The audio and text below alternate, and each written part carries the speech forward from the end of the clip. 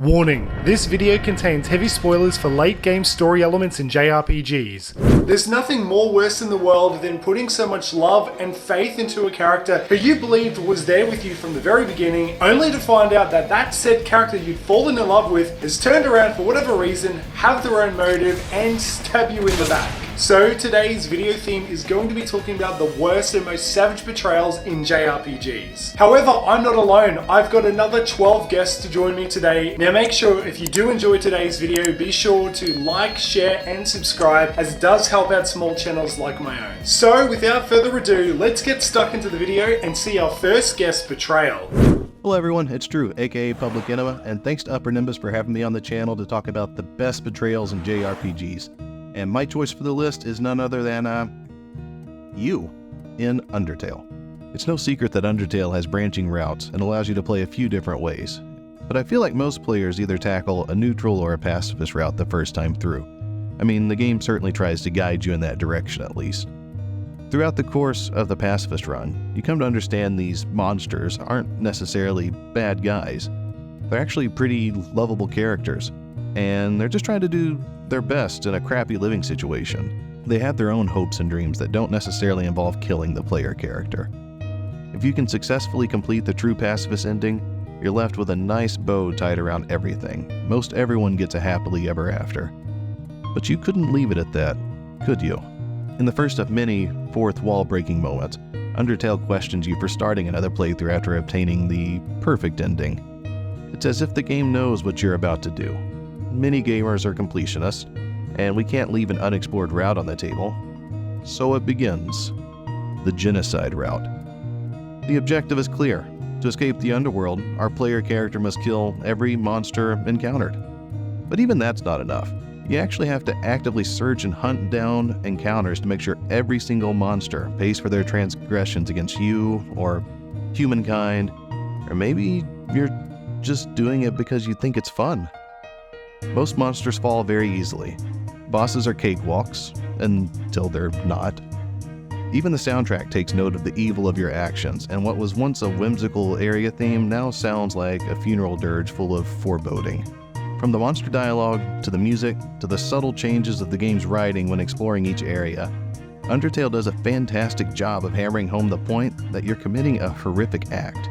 It makes you question, who really is the monster here? A story that was originally full of hope, humor, and friendship morphs into something out of a horror movie. And the best part? Your betrayal isn't without consequences. If you successfully complete the genocide of the underworld, none of your future playthroughs will ever be the same. Undertale will constantly remind you that it remembers what you've done, even if all the characters might not. Many of Undertale's characters want to help you. Sure, you may not make it back to the human world, but Toriel, Papyrus and company, they're willing to step in and be your surrogate family. But you killed them all. You monster. Alright, so we've all established that we're psychopaths capable of betraying an entire race. But that's it for me. Thanks for watching. Thanks UpperNimbus for having me on the channel. I'm really excited to see what all the other collaborators come up with, and I'll catch you next time. What's going on, guys? It's your boy RadBash, and special shout out to my boy UpperNimbus for having me on this epic collab.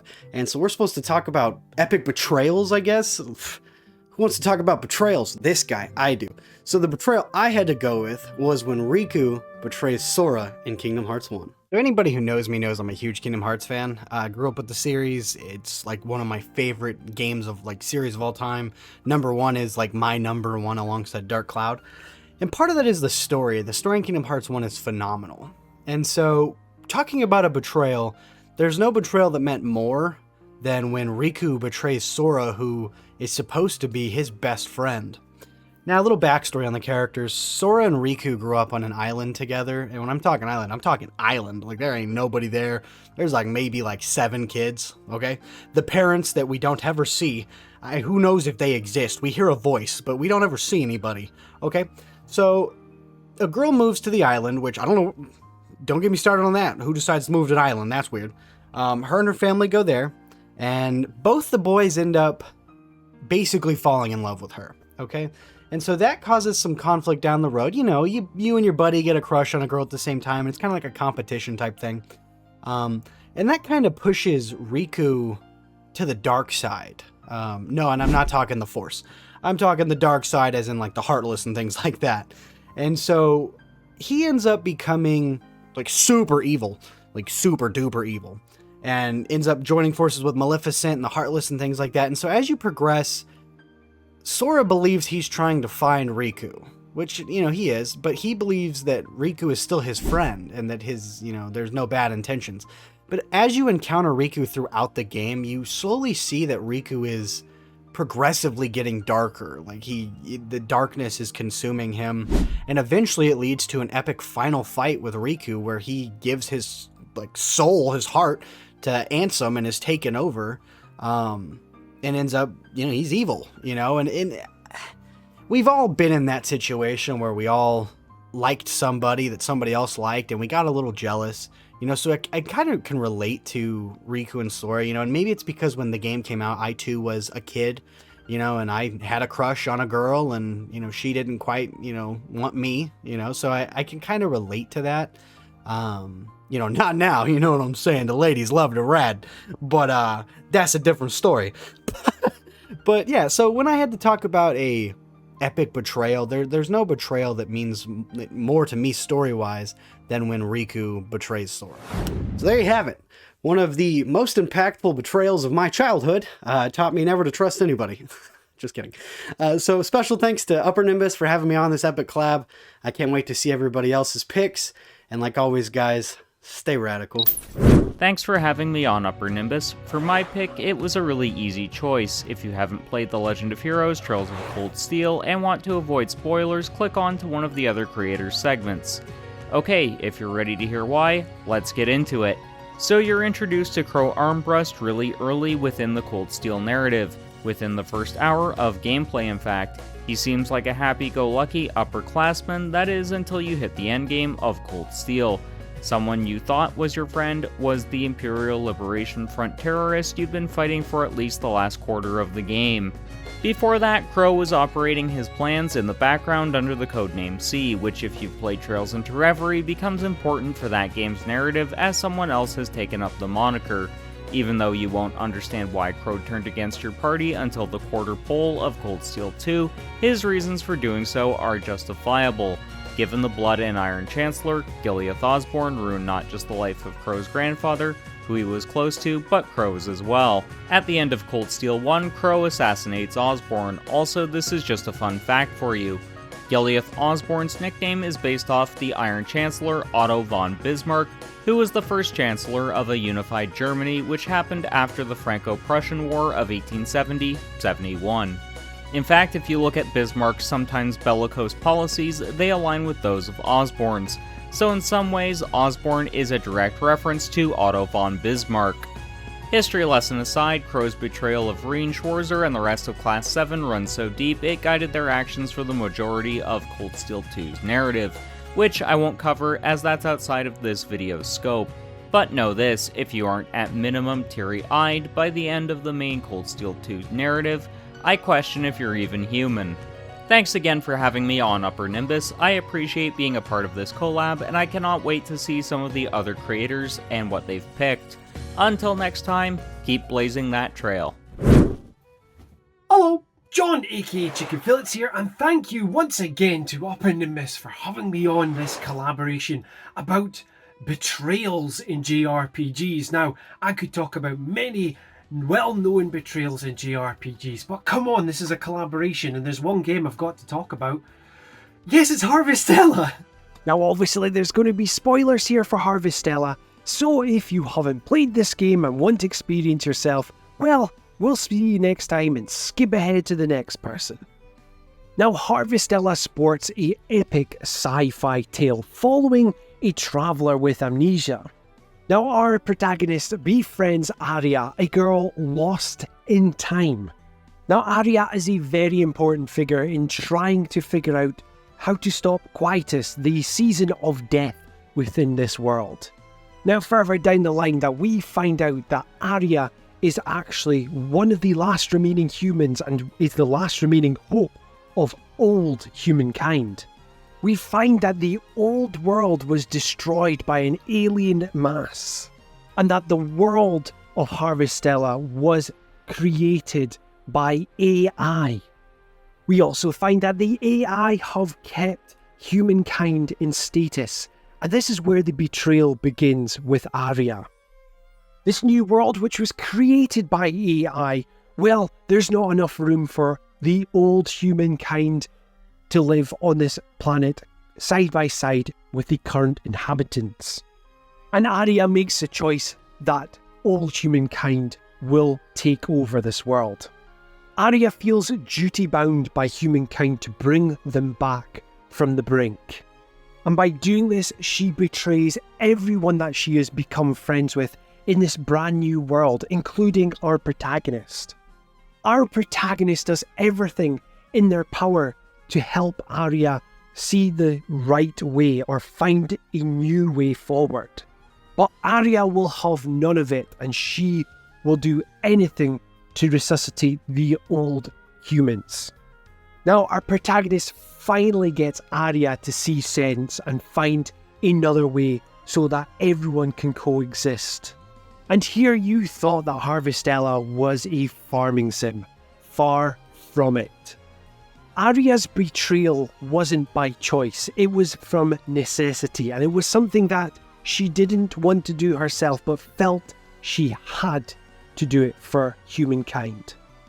This was an absolutely epic betrayal when it comes to JRPGs and a fantastic piece of storytelling, and this is why I always bang on about Harvestella. Anyway, enough gushing about Harvestella for me, so thank you very much to UpperNimbus for having me on this JRPG collaboration. This has been John, aka Chickenfillets, and until next time, tatty bye!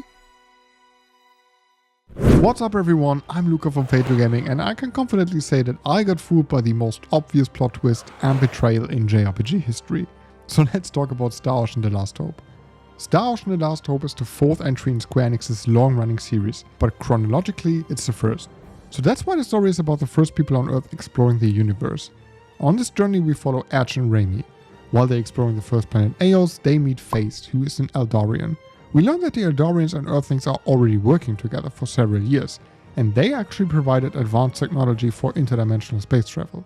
Face joins the group to explore the universe, and he becomes really good friends with Edge, Raimi, and the rest of the crew.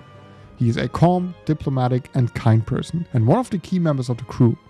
Upon arriving on planet Rogue, Face meets a girl from the Dog Tribe who gives him a cloak. The cloak seems to have magical powers, as it occasionally reveals the dark side of a person. Face doesn't really notice it and continues to wear the cloak. You probably see where this is going, right? During their journey, the crew learns that a life form called the Grigori is threatening to destroy the universe. They are mysterious beings originating from another dimension with the intention to supply energy to the Missing Procedure, which is an entity living in another dimension.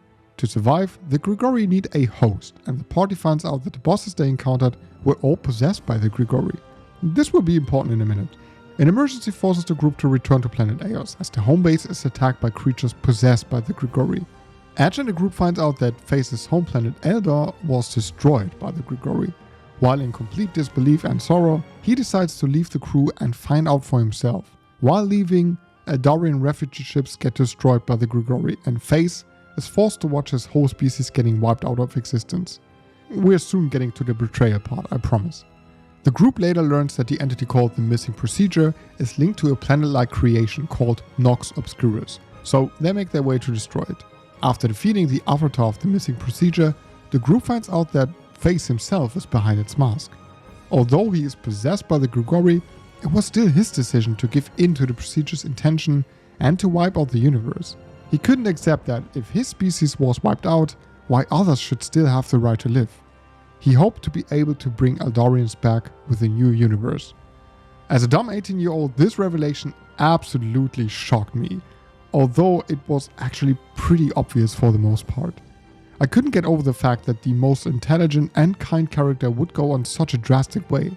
I thought Face would come back and save the party from danger at some point, and not that he would be ready to destroy a whole universe. At the time, I was extremely shocked, and I couldn't get over it for several days. And that's why this is the worst betrayal in a JRPG for me. Thanks so much UpperNimbus for having me. I can't wait to see what everyone else's pick is. Alright, see you guys next time. Yo, YouTube, what is good, bruv gang? What's going to be back with another collaboration video. Now, when Nimbus had hit me up with the idea of this collab being centered around the worst betrayals of JRPGs, well, my choice was super easy and is none other than Goro Goddamn Akechi. Now, before I go off on a tirade about this dude, it has to be noted that first and foremost, that besides him being a good-for-nothing traitor, now, I actually love Akechi's character. From his design to his badass alias under the name Crow and his really cool persona in Robin Hood he possessed before things took a turn for the worst, I was super hyped up when Akechi joined the Phantom Thieves. So for context, Goro Akechi is a third year high school student and a famous ace detective. Despite his fame and popularity, Akechi is portrayed as very lonely, and as revealed within the game, he was abandoned by his father and antagonist to Joker and the Phantom Thieves, Masayoshi Shido, and sadly lost his mother to suicide. Despite his fame and popularity as mentioned, Akechi does reveal that he has never had any real genuine friends and confides within Joker and the Phantom Thieves. Now, Akechi's character has significant ties and connections to members of the Phantom Thieves and really fuels the hatred behind his betrayal for me. So within the game, it is revealed that Akechi took down important figures that all had connections to his father and Shido, by firstly killing off an important figure in Wakabe Ishiki, who was the lead researcher into the cognitive world for Shido, and also mother to the Phantom Thieves navigator in Futaba Sakura. So in the cognitive world, after the thieves defeat Kanekazu Okumura, father to Haru Okumura, another member of the Phantom Thieves, Akechi is revealed as the black figure who shoots Okumura's shadow, thus in turn killing him in the real world and framing the Phantom Thieves with the death. At some point in the story, going into Sai Nijima's palace, the older sister to Makoto Nijima, who is also another member of the Phantom Thieves, whom Akechi works on the same case of tracking down the party with, Akechi joins the party, and on the surface level, things seem fine, as it does come as a shock to the Phantom Thieves that he does possess the power of being a persona wielder. In turn, the party take a liking towards him, but under all of this is in Akechi's plans to attempt to capture and eliminate Joker and the Phantom Thieves and get revenge on his father for what he did to his mother. So despite Akechi's plans, he does grow a bond with the group, and as mentioned, him growing up essentially having no real friends of his own deeply affects Akechi and forms a bond with the group, but Joker especially, which leaves him feeling conflicted as to whether he should take down the thieves or not. So despite all of this, Akechi still follows through with his betrayal of the thieves in a section of Shido's palace where the crew seemingly meet a dead end. Still dressed as Crow, Akechi reveals to the thieves that he is indeed Shido's son, but does not care for Shido, and is evident to the player how messed up Akechi's brain is. Now, having strung the party along, making it seem like he was on their side, he reveals that he intends to exert his revenge on his father and take down the Phantom Thieves in the process, all for the acknowledgement and destruction of Shido's life. This then leads to the thieves fighting Akechi and comes as a big turning point in the story. Now, where the telling signs may appear that Akechi was indeed the traitor, for me personally, on my first playthrough, it honestly came as a genuine shock to me, as I really took a genuine liking to Akechi's character, especially when he joined the party in Sai's palace. But nonetheless, this was an absolutely brilliantly executed betrayal and plot twist from the writers of Persona 5. A massive credit has to go to how they went ahead of making you feel genuine hatred towards Akechi's betrayal of the Phantom Thieves. So massive thank you once again to my man Nimbus for having me take part in this amazing idea for a collab. It was a blast to reminisce on my favourite game of all time, Persona 5, and that bastard Akechi. So until next time, this has been your bruv, TheBigBruvv, and I will see you guys very very soon. Peace! What's up JRPG fans, it's me RetroMania, thanks to UpperNimbus for inviting me to his channel once again to talk about the best JRPG betrayals in JRPG history. A small disclaimer, I will be talking about late game spoilers for the game Trails to Azure, so if you never played Trails to Azure, I would highly advise to first play this game and then come back and watch my part. Now with this out of the way, let's jump to my betrayal. The betrayal I chose was the betrayal plot twist of Dieter Cross and Marble Cross from Trails to Azure. The plot twist was kinda hinted at chapter 2 or 3 if my memory serves me correctly, when Marble Cross approached Kea and we had this weird cutaway where we didn't see their conversation, and the cutaway was really weird, and it really made me already so suspicious of Marble Cross. The plot twist obviously hits hard because we knew these two characters for a very long time, Trace from Zero and Trace to Azure. And yeah, even in Trace from Zero I really didn't trust Dieter Cross, and I always thought to myself that his face was really evil looking, and I always imagined him with an evil smile, and yeah, but I never expected his daughter to also be evil, but after playing Trace from Zero you really get these hints that she's also evil and so on and so on. Sorry, I didn't mean to say it evil like evil, let me pronounce it slightly different. It's not evil, it's evil. I think what makes this plot twist so amazing, so great, it's the fact that our cast is very attached to these characters. We knew these characters for a very long time and director Cross helped us many times before, especially near the end of Trails from Zero. And I also like how they put these small hints and foreshadowings here and there so that you can put the puzzle pieces together. Not too many, but also not too much. It's the perfect balance. And yeah, I really like this twist. It was very emotional and the ending was very touching. It was the perfect betrayal and I cannot wait to see the other betrayals from my respective colleagues. And thanks again to UpperNimbus for inviting me to this amazing collaboration. And with this, I'm passing my torch to the next content creator. Take it away. What's going on, everyone? This is Taylor here from TheGamingShelf, and thanks UpperNimbus for having me on this collab to talk about a JRPG betrayal. And honestly, at the beginning, I had a hard time coming up with a memorable betrayal because most of my favorite JRPGs don't really have one. And then one came to mind, Gafgarian from Final Fantasy Tactics. Now, Gafgarian's actually one of the first characters you run into in the game in the tutorial church battle at the very beginning. But that's obviously a flash forward, then you flash back and you don't run into him until much later.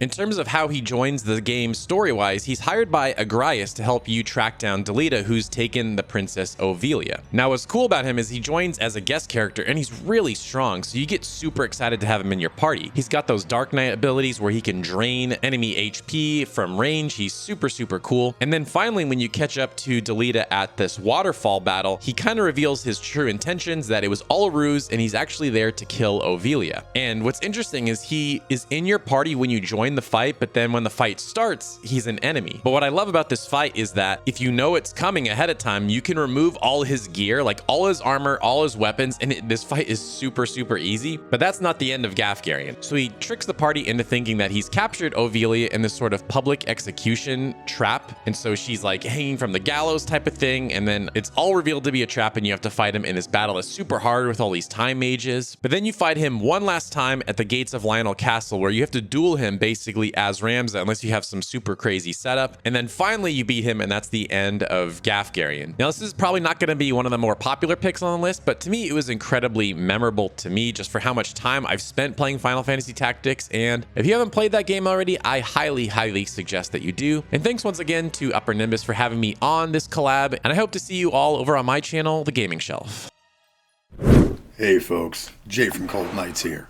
And when my friend UpperNimbus asked me what I thought the most brutal betrayal was in gaming history, I had to go with the betrayal of Vincent Valentine and Lucretia Crescent at the hands of Shinra and Hojo. Let's get into it. Vincent Valentine reporting for duty, ma'am. I've been assigned your protection. When Vincent was assigned the protection of Lucretia and Hojo, he was unaware of her past working with his father on the Chaos Project.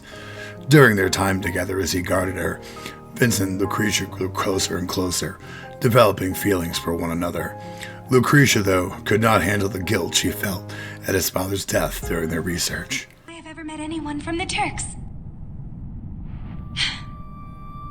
Lucretia Crescent. Pleased to make your acquaintance, Mr. Valentine. In her despair, she ran to the arms of the wicked Hojo. After impregnating her, he convinces her to use their unborn child in an experiment as part of the Genova Project. Vincent speaks out against this, but Lucretia has made up her mind. Soon after, she is struck by debilitating pain, episodes of losing consciousness, and terrifying visions. Why are you so surprised? But using your own child for an experiment? Are you sure this is what you really want? Am I sure? Am I sure? If this only concerns me, then yes, I am sure.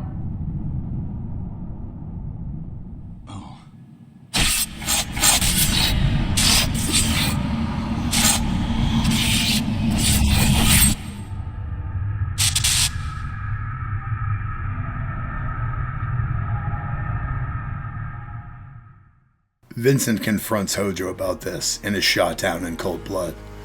Hojo begins experiments on the near-dead man.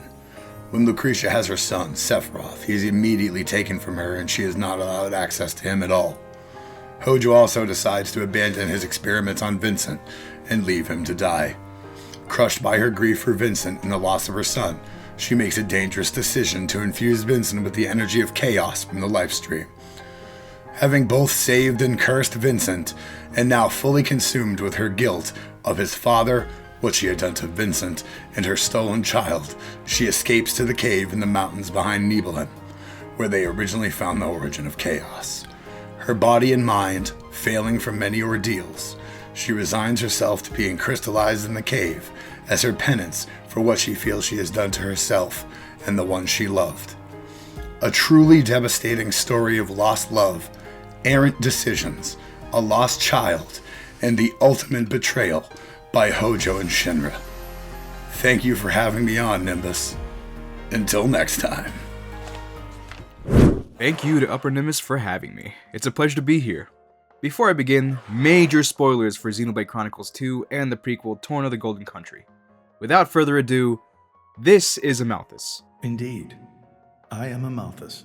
He is Praetor to the Indoline Praetorium, the theocratic nation resting on the Titan of Indal. The Indoline Praetorium is a powerful, influential faction in the games world, and this blue elf man holds a key position of leadership within it. As Praetor, Amalthus is not only a religious figure, but also a political leader.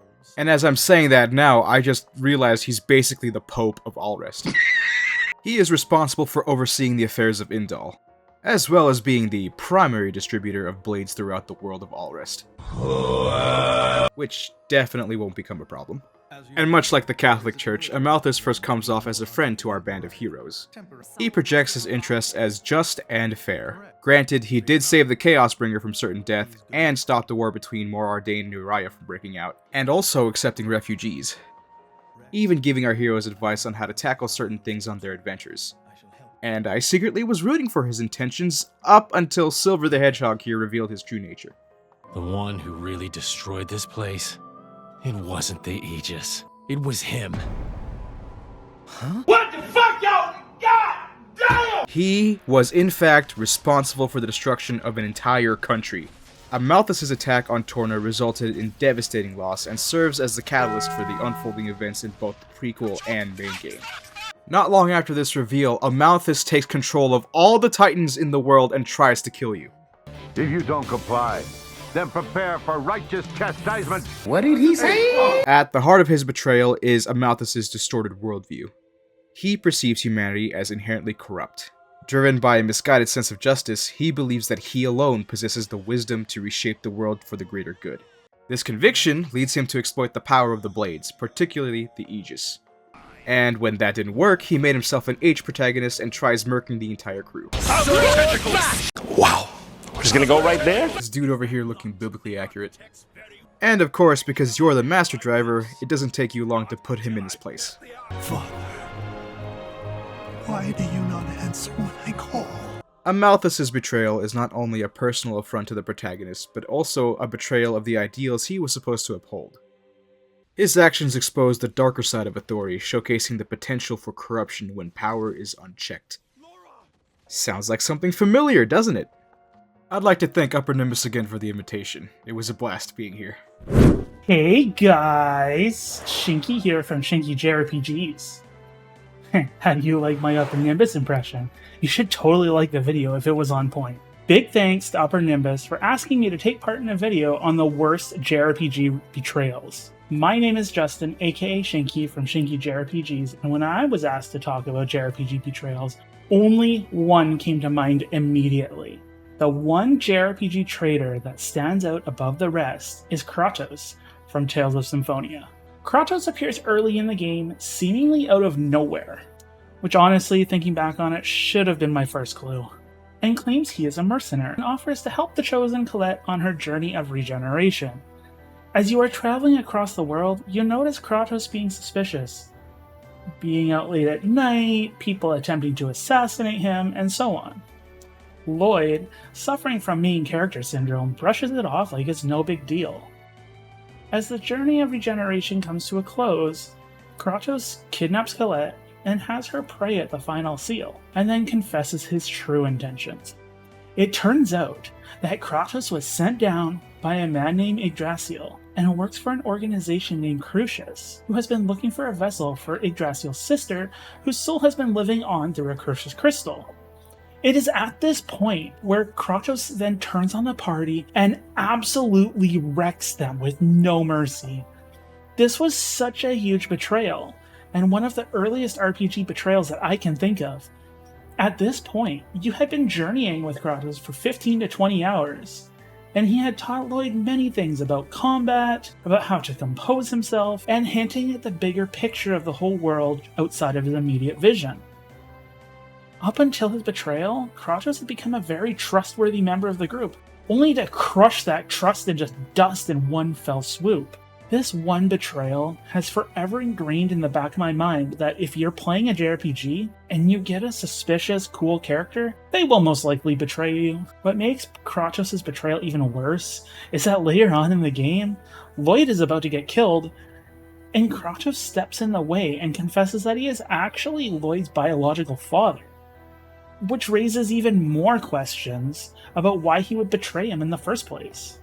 It's all so mind-blowing, and it was so beautifully written, which is why his betrayal was so memorable for me. Again, big thanks to UpperNimbus for inviting me onto this collaboration.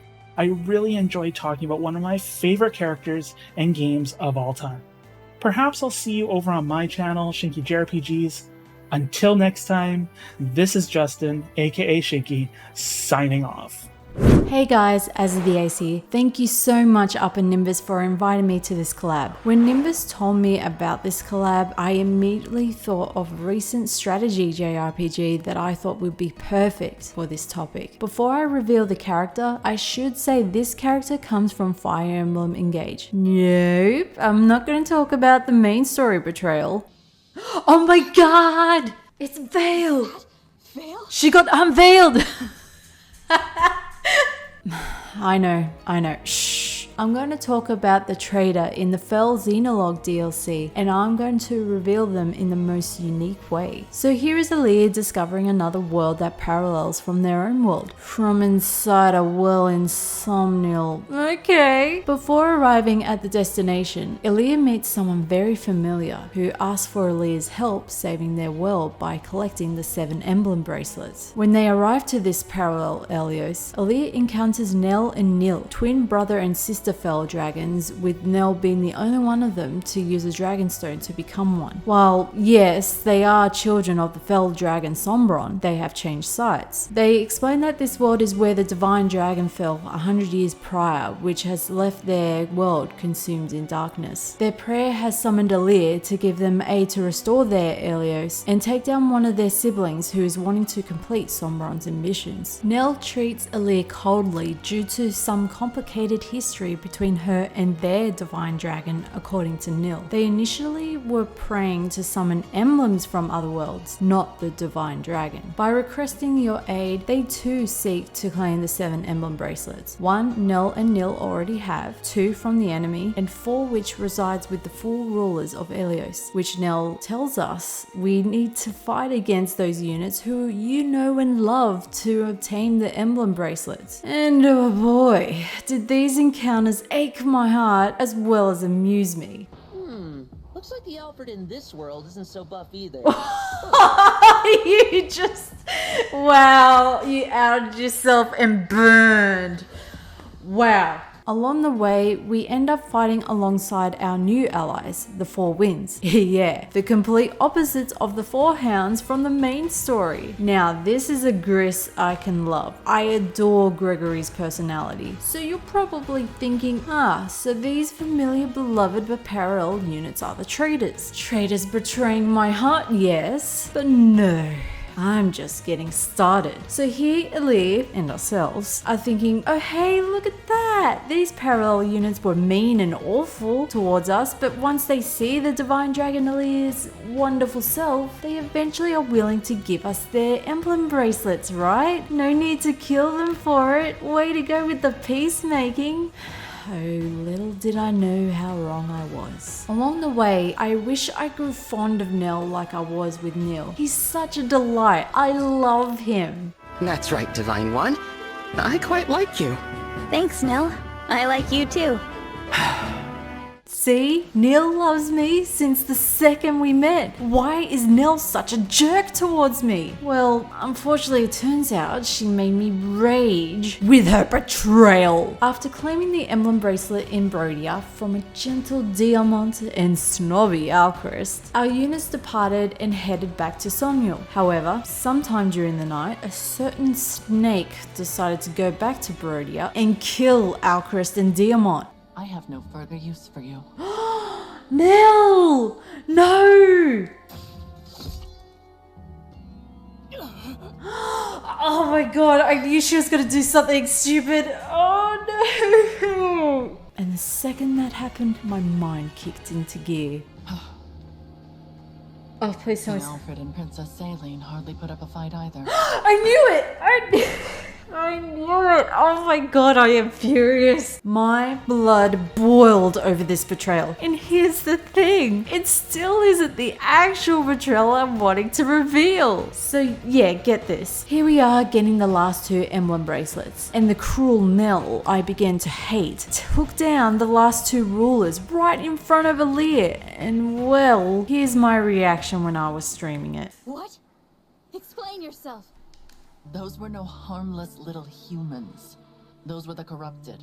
Oh no, do not, oh, I am not, I can't even with this. So I've been upset the fact Nell was killing them off because they were the corrupted. What's more, Nell was only distant and cold towards Aaliyah because everything sweet, caring and understanding they would say to Nell were painful reminders how she lost her divine dragon, the love of her life. Our sweet understanding words were too much for her, so she stormed off to get some space in which Nell asked the Four Winds to chase after her. Nell stayed behind with Aaliyah and noticed Nell left all 7 emblem bracelets when she stormed off. As Aaliyah and Nell have a quiet conversation about Nell's vulnerability, something felt slightly off. I could feel it. But there is one thing I do not know, and am ever so curious about.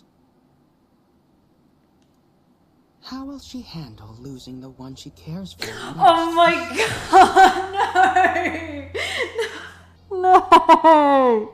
I sensed it coming like 30 seconds ago and I didn't want to believe it. This is the betrayal I'm talking about. If that wasn't one heck of a betrayal of a reveal, then to top it all off, this isn't Nil. Yeah, this is Rafal. Rafal actually saw Nil die on the battlefield 1,000 years ago, and as Rafal and Nil look completely identical, Nil asked Rafal to take his place so that Nil never felt pain from his passing. And so Rafal took his place as Nil's twin brother while setting these ambitions into action. Ugh. My heart. So many fake out betrayals, which that itself is a betrayal. The one I want to grow fond of in the first place was treating me cruelly, and instead I was enduring her so-called twin brother who set this whole thing up. Honestly, it's impossible for someone to think they saw this coming after the load of fake out betrayals it took to get to this point of the story. I say the Fell Xenologue gave awesome storytelling, which made me love Fire Emblem Engage even more, but I still wished for more. Thank you once again, Nimbus, for inviting me to this collab. I had a blast making this and hope you and everyone else enjoyed this one heck of a segment. Until the next collab, this is AzzatheAce signing off. Peace out. All of our guests today have had some utterly tragic betrayals, as we've seen from the likes of Riku's classic betrayal of Sora in Kingdom Hearts, the betrayal towards Aaliyah within Fire Emblem Engage, and even the plot twist that is you from Undertale. So many tragic betrayals across so many JRPGs, it really makes you wonder what other betrayals could possibly be out there. You shouldn't have done that, little brat.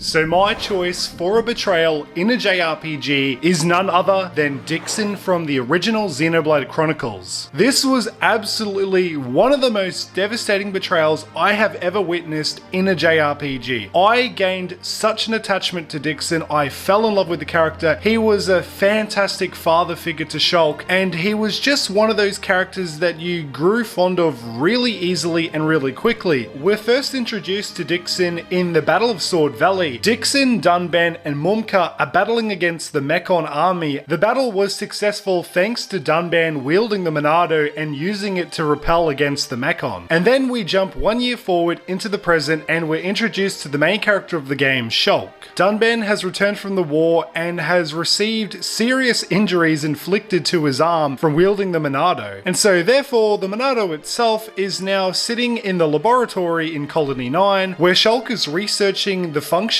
behind the Monado, and how the Monado even came into possession of both Shulk and Dunban is thanks to Dixon. It was actually Dixon who found Shulk at a very young age, all the way up in the frosty peaks of Valak Mountain. The expedition team that Shulk was a part of, everybody on that expedition had perished as soon as they came into contact with the Monado. However, Shulk was a very special exception. For whatever reason, he was unharmed from the Monado, and instead fell into a deep slumber. And this is where Dixon discovered the dead expedition team, basically becoming Shulk's foster father. Dixon took Shulk in and also the Monado. So the basic premise of Xenoblade is that it's a revenge story. Shulk had lost one of his best friends, Fiora, to the Mechon when they raided Colony 9. This is the driving factor on why Shulk wants to get revenge on the Mechon army. So the thing with Dixon is that he doesn't actually accompany you on your journey as a party member, but he is one of the main characters who does support you relatively early on. Okay, well, you're probably wondering how we got to this part where Dixon shoots Shulk in the chest with a goddamn shotgun. So basically what happens is, when we think we're right at the end of the story and we're facing against the leader of the Mechon army, Shulk is about ready to deliver the final blow and kill Egil with the Monado. However, right at the last second, Shulk snaps out of it and refuses to kill Egil. And just as we're about to see a truce and a mutual understanding between Shulk and Egil, that's when this scene happens.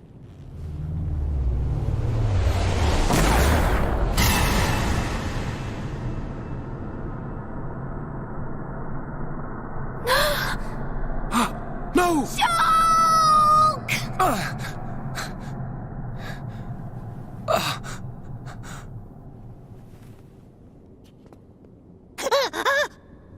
Dixon?